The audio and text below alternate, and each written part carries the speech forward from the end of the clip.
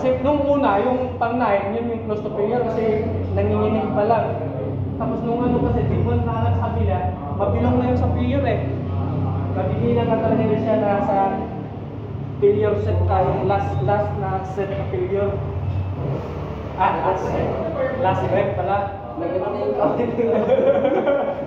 Nakakalat na yung isa ano pa, naka-angle pa. Parang lugar na nga. Yun yung ano, yun yung parang tandaan mo siya yung kung gaano pakirap yung ano, pag nag-extra reps ka pa talaga, yun din yung nangyari sa akin lagi. Parang hirap na hirap ako sa last rep, tapos pinilit ko. Sinubukan mag-isa rep, hindi ko na naalala talaga, dito ko na sa ano naman yun? Dumbbell naman yun, barbell. Pinatong ko na sa dibdib ko. Kaysa ipilit ko siyang ilagay rito sa uluhan ko pagka pumapos, pagsakan pa ako, nilagay ko lang sa dibdib. Tapos pinagulong ko lang pa tayo.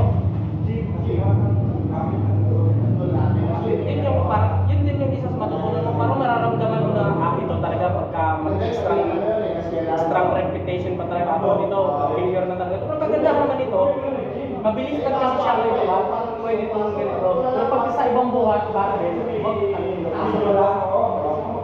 Kasi di magkamagana ito pala, di ba? Naibaba, alanganin na ito, naibaba mo na ayos. Pwede mo papitawan. Kaso wala, medyo maingay, pero sick ka pala naman talaga. Pag bar kasi, o kaya dito sa yung squat, yun yung isa sa mga parang hindi mo talaga pwede pilitin. Pagramdam mo yung parang isa kahit ano, wag kang magpa-ano dun sa yung isip mo na last isang ano lang.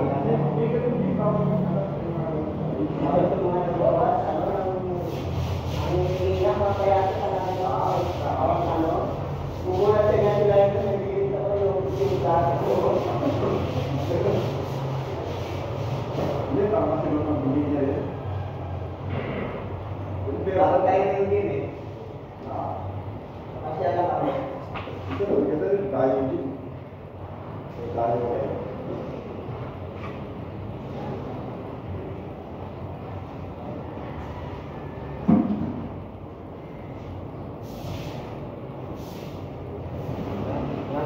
Okay, thank you, sir.